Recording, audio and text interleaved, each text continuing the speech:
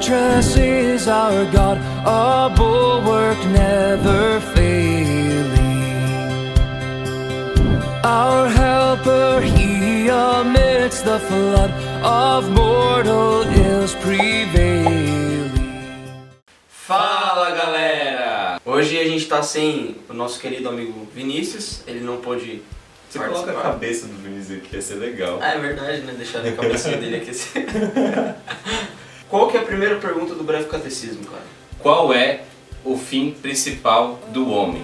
Olha, eu posso te dizer que na igreja, principalmente na presbiteriana, que é a igreja no qual a confissão de fé de Westminster tem estabelecida, né, no governo da igreja, às vezes se torna muito clichê nas nossas igrejas, né, principalmente também, não só na presbiteriana, mas em qualquer igreja. Muitas vezes tem algumas perguntas que se tornam, as respostas se tornam muito clichês. Vira um jargãozinho, Isso, né? jargãozinho. E a resposta para essa pergunta, ela acaba virando meio que um jargão. Quando alguém pergunta pra você assim, mas o que um crente faz? Ele vive para a glória de Deus e coisa bonita e não sei o quê. O fim principal do homem, segundo o breve catecismo de Westminster, diz que é glorificar a Deus e gozá-lo para sempre. E por que que a primeira pergunta do breve catecismo de Westminster começa exatamente a respeito do homem? Porque se a gente for ver, por exemplo, na confissão de fé, eles começam com a escritura, né? Eles falam que a escritura ela é a autoridade máxima, ela é inerrante, ela é infalível. Eles atestam a infalibilidade das escrituras, a confissão de fé. Agora, o breve catecismo, ele já começa com o fim do homem. Qual é o fim desse homem? Qual o propósito dele? Qual que é o propósito dele? Eles têm essa intenção a fim de que todo o restante do breve catecismo esteja moldado através dessa primeira pergunta, né? Então a resposta, que é glorificar a Deus e gozá-lo para sempre, todo o restante das outras perguntas, elas têm que estar em harmonia com essa resposta da primeira pergunta. Então eles começam com isso já para dar base para o restante do breve catecismo. E de que homem se trata essa pergunta? Porque quando a gente entende que o fim principal do homem é glorificar a Deus, parece que a gente está falando de toda a criação, de todos os homens que estão na face da terra. E sim, todos os homens, sejam eles justos ou injustos, sejam eles cristãos ou ímpios, ou seja lá o que for, eles glorificam a Deus de alguma forma. Sim. Em específico para esse cara dessa pergunta.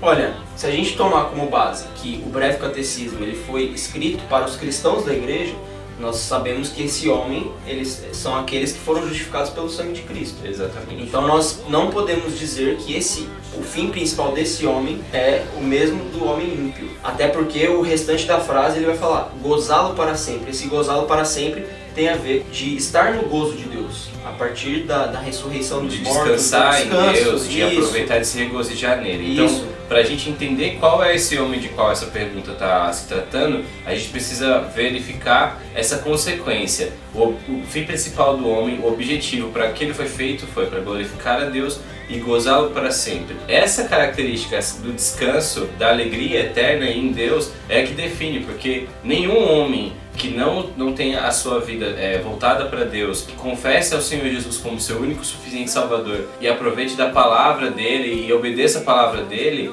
vai poder descansar, vai poder aproveitar isso aqui. É verdade. O fim principal do homem, esse homem, ele está relacionado com o cristão. É o justo, o cristão, somos aquele nós. escolhido por Deus para glorificá-lo. Isso. Só que glorificar a Deus, ele tem várias nuances assim, porque como é que se glorifica a Deus, Rafa Pisolato? A resposta, ela dá uma margem falando que parece que essa intenção desse homem, que a intenção de nós justos, é glorificar a Deus sempre. E a resposta dessa intenção, que é glorificar a Deus, é gozá-lo para sempre. Essa é a resposta. Que não seria uma recompensa, mas ela é uma consequência da glorificação, de você glorificar a Deus por tudo que você faz.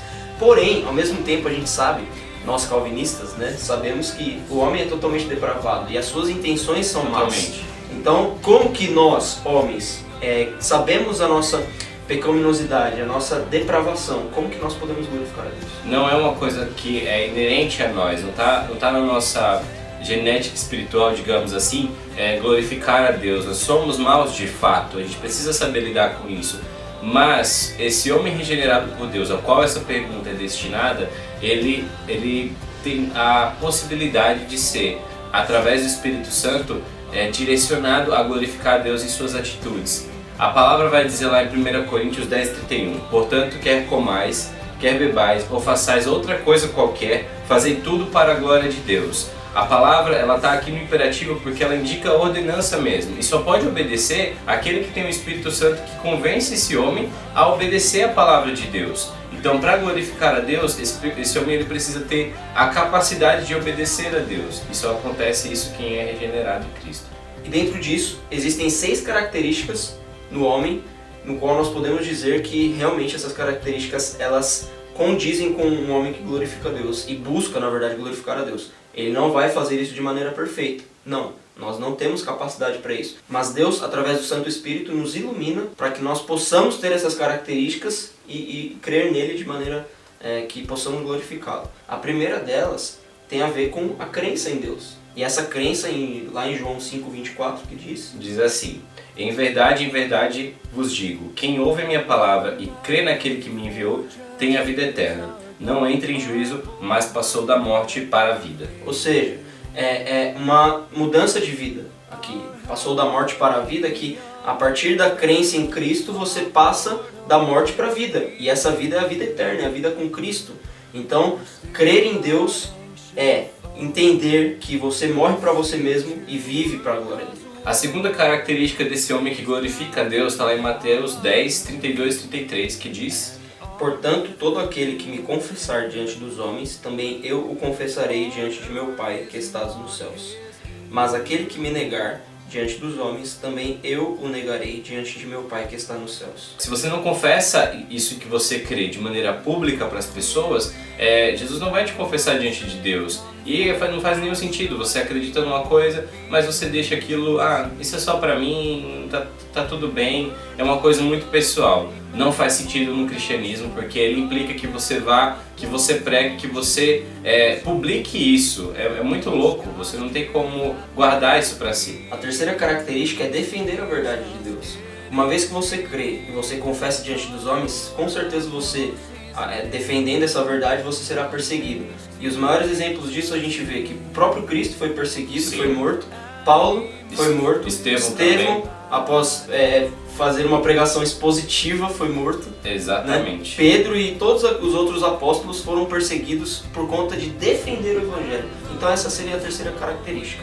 A quarta característica a respeito de glorificar a Deus é demonstrar os frutos do Espírito, ou melhor, produzir o fruto do Espírito, que está lá em Gálatas 5, a partir do 22, diz o seguinte: mas o fruto do Espírito é amor, alegria, paz, longanimidade, benignidade, bondade, fidelidade, mansidão, domínio próprio, e contra essas coisas não há lei. Não tem como você glorificar a Deus se essas características elas não são extraídas de você, elas não exalam de você.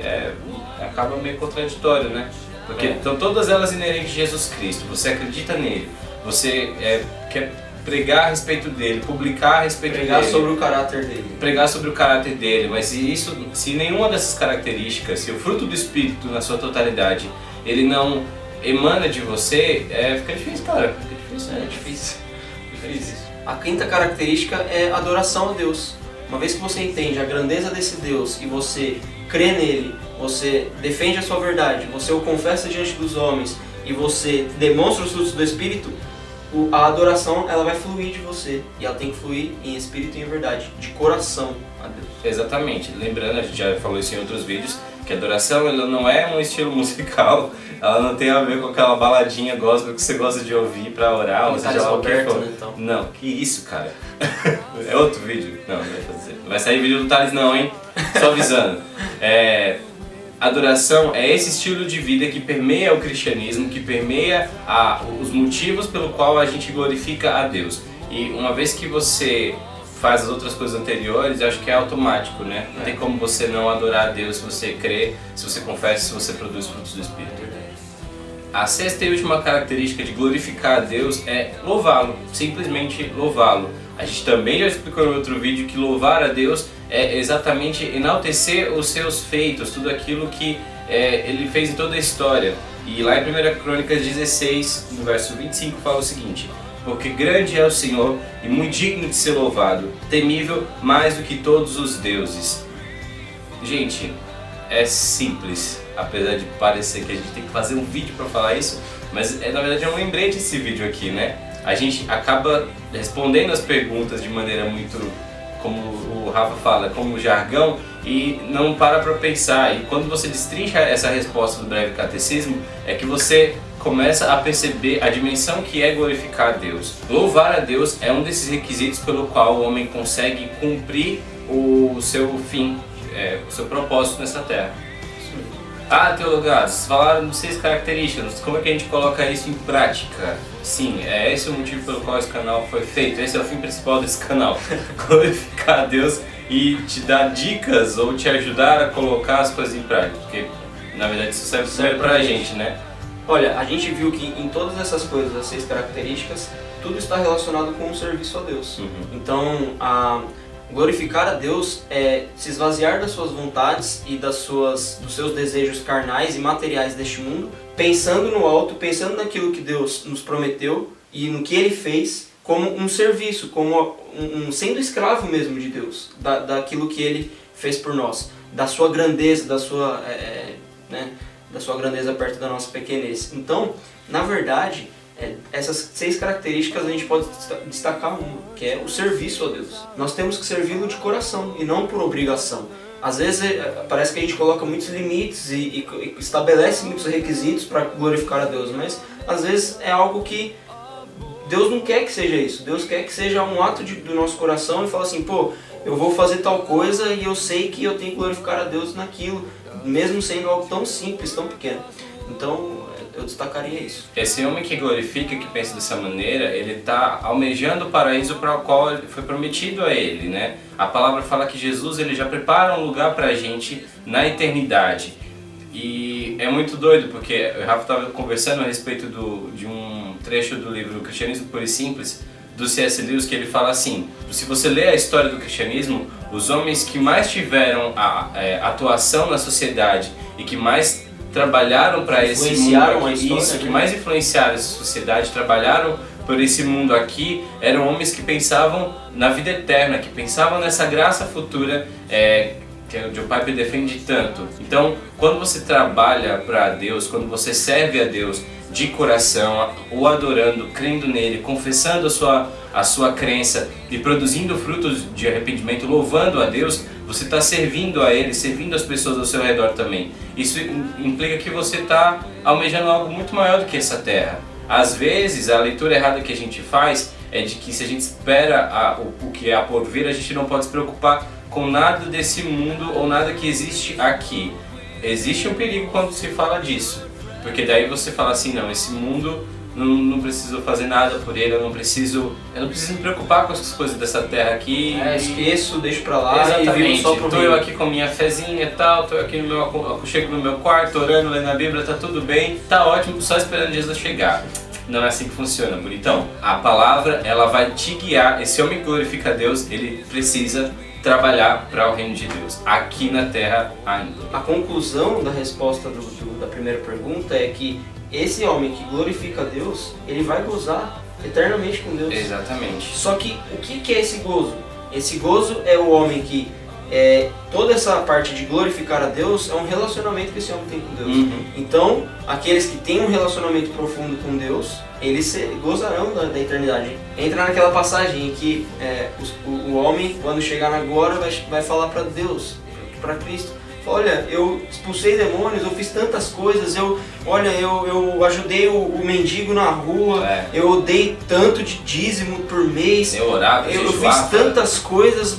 Aí Cristo vai falar, olha, apartai-vos de mim porque eu não vos conheço. E esse conhecer é de relacionamento. Exatamente. A gente sempre fala isso nesse canal e fica muito claro que o conhecer de Cristo é o relacionamento. Então você só pode gozar da eternidade uma vez que você tem relacionamento com Deus. E você só pode glorificá-lo uma vez que você tem um relacionamento com Deus. Entenda que nós já fazemos parte da eternidade. Então, quando a gente fala assim, você precisa glorificar para gozar, talvez a ideia que pareça é que, tipo assim, a gente vai passar por isso aqui e depois que a gente morrer, que a gente vai descansar. A gente vai sim estar num descanso eterno. Mas o salmista lá em Salmo 16, versículo 11, na parte B, ele já fala que ele já aproveita desse descanso, dessa alegria.